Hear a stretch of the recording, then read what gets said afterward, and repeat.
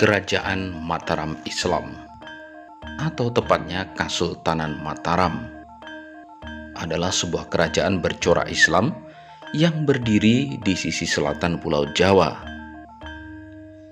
Kerajaan Mataram Islam berdiri pada abad ke-16, yang mana pendirinya adalah Danang Sutowijoyo, atau kemudian dikenal sebagai Panembahan Senopati, sekaligus sebagai raja pertama kerajaan Mataram Islam. Raja kedua Mataram Islam adalah putra dari Panembahan Senopati, yakni Susuhunan Anyokrowati. Di kemudian hari juga dikenal sebagai Susunan Anyokrowati atau Panembahan Setokrapyak. Sementara itu, kerajaan Mataram Islam mencapai puncak kejayaan saat diperintah oleh raja ketiga, yakni Sultan Agung.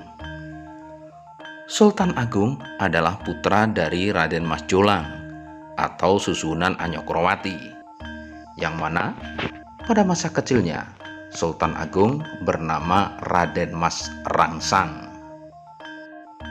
Pada masa inilah bisa dibilang Kesultanan Mataram atau Kerajaan Mataram Islam berada pada puncak langit kekuasaan. Hampir seluruh Pulau Jawa berada di bawah panji-panji Mataram Islam.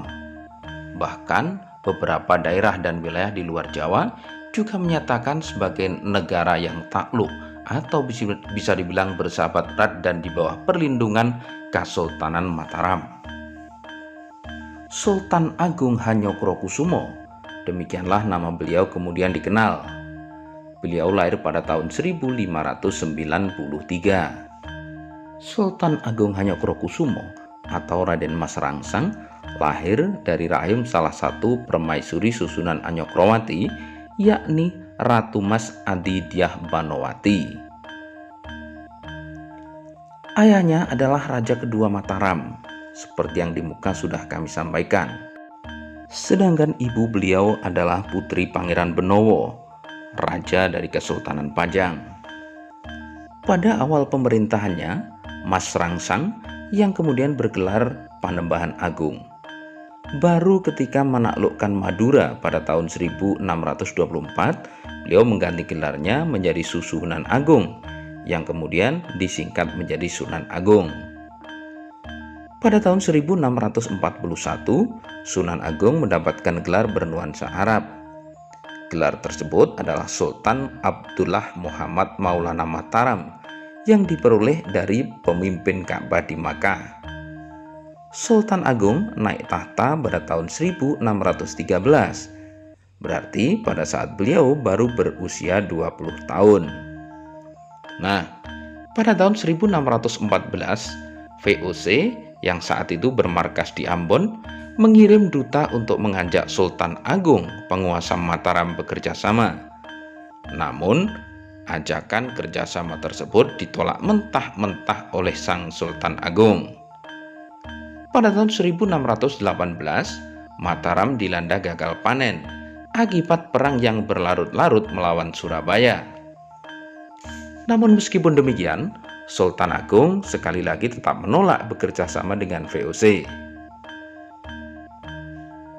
Menyadari kekuatan bangsa Belanda tersebut, Sultan Agung mulai berpikir memanfaatkan VOC dalam persaingan menghadapi Surabaya dan Banten. Maka, pada tahun 1621, Mataram mulai menjalin hubungan kerjasama dengan VOC. Kedua pihak saling mengirim duta besar. Akan tetapi VOC ternyata menolak membantu saat Mataram menyerang Surabaya. Sultan Agung pantang menyerah menghadapi penjajah yang memang saat itu bisa dibilang mempunyai armada militer yang sangat kuat. Beliau menjalin hubungan dengan Portugis untuk bersama-sama menghancurkan VOC Belanda. Namun hubungan kemudian diputus pada tahun 1635 karena menyadari posisi Portugis pada saat itu sudah sangat lemah. Seluruh Pulau Jawa akhirnya berada dalam kekuasaan Kesultanan Mataram, kecuali Batavia yang masih diduduki militer VOC Belanda. Sedangkan daerah Banten telah berasimilasi melalui peleburan kebudayaan. Wilayah luar Jawa yang berhasil ditundukkan adalah Palembang di Sumatera pada tahun 1636 dan Sukadana di Kalimantan pada tahun 1622. Sultan Agung juga menjalin hubungan diplomatik dengan Makassar, negeri terkuat di Sulawesi pada saat itu. Sultan Agung berhasil menjadikan Mataram sebagai kerajaan besar, tidak hanya dibangun di atas pertumpahan darah dan kekerasan, namun melalui kebudayaan rakyat yang adiluhung dan mengenalkan sistem-sistem pertanian. Negeri-negeri pelabuhan dan perdagangan seperti Surabaya dan Tuban dimatikan, sehingga kehidupan rakyat hanya bergantung pada sektor pertanian saja. Sultan Agung juga menaruh perhatian pada kebudayaan. Beliau memadukan kalender Hijriah yang dipakai di pesisir utara dengan kalender Saka yang masih dipakai di pedalaman. Hasilnya adalah terciptanya kalender Jawa Islam sebagai upaya pemersatuan rakyat Mataram. Selain itu, Sultan Agung juga dikenal sebagai penulis naskah berbau mistis, yakni Serat Sastro Gending. Di lingkungan Keraton Mataram sendiri, Sultan Agung menetapkan pemakaian bahasa Bagongan yang harus dipakai oleh para bangsawan dan pejabat demi untuk menghilangkan kesenjangan satu sama lain. Dengan demikian, diharapkan dapat terciptanya rasa persatuan di antara para penghuni istana.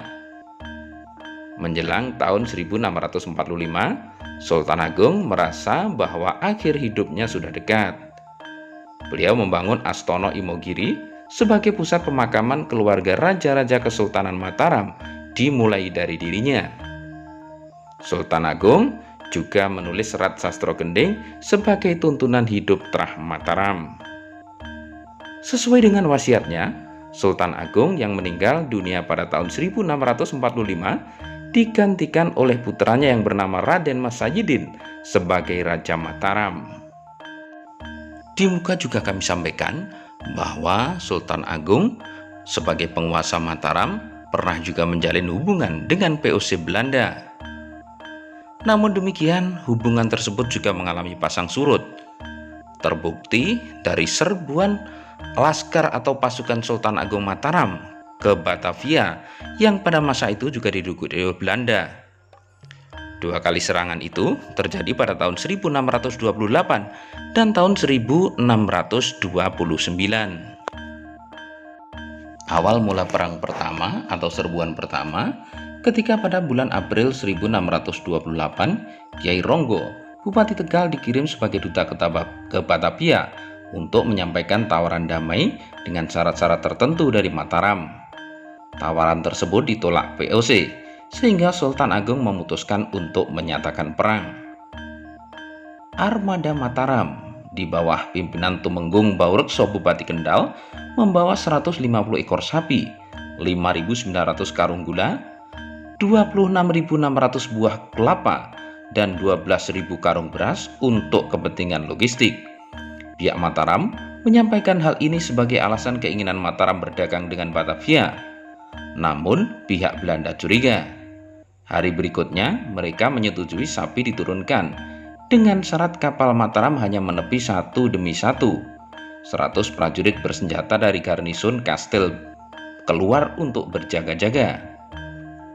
Pada hari ketiga, 7 lagi kapal Mataram muncul dengan alasan ingin minta surat jalan dari pihak Belanda agar dapat berlayar ke Melaka.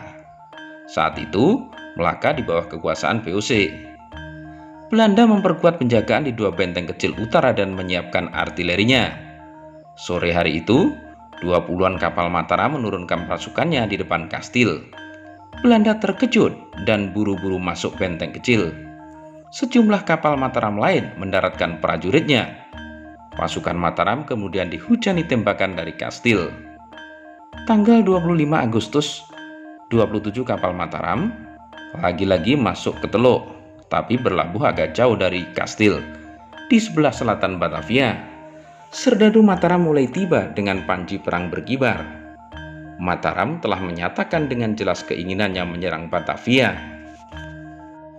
Perang besar pun berkobar. Kedua belah pihak saling mendatangkan bala bantuan. Pasukan bantuan Mataram di bawah pimpinan Pangeran Mandurorejo pada bulan Oktober tiba dengan 10.000 prajurit. Namun demikian, pasukan tersebut ternyata bisa dihancurkan oleh pihak VOC Belanda karena kurangnya perbekalan. Menanggapi kekalahan ini, Sultan Agung bertindak tegas. Pada bulan Desember 1628, beliau mengirim algojo untuk menghukum mati Tumenggung Baurekso dan Pangeran Mandurorejo. Pihak VOC pada saat itu menemukan 744 mayat orang Jawa berserakan dan sebagian besar sudah tanpa kepala. Kekalahan tersebut tak membuat Sultan Agung gentar. Beliau kembali menyerang Batavia pada tahun 1629. Pasukan pertama di bawah pimpinan Dipati Ukur berangkat pada bulan Mei 1629, sedangkan pasukan kedua di bawah pimpinan Adipati Juminah berangkat pada bulan Juni. Total semua 14.000 orang prajurit. Kegagalan serangan pertama diantisipasi dengan cara mendirikan lumbung-lumbung beras tersembunyi di daerah Karawang dan Cirebon. Namun pihak VOC yang menggunakan mata-mata berhasil menemukan dan memusnahkan semuanya. Hal ini menyebabkan pasukan Mataram kurang perbekalan. Ditambah pula saat itu wabah penyakit malaria dan kolera melanda di mana-mana, sehingga kekuatan pasukan Mataram tersebut sangat lemah ketika mencapai Batavia.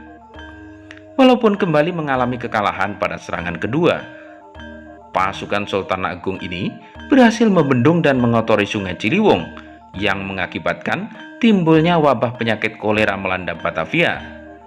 Gubernur Jenderal VOC yakni Jan Pieter Jan Koen meninggal menjadi korban wabah tersebut. Namun demikian, ada pula sumber yang menyebut bahwa kematian JP Koen karena kolera Republik Indonesia hanya untuk menutupi bahwa kenyataannya JP Koen mati terpenggal kepalanya kemudian oleh pasukan Sultan Agung dari Mataram.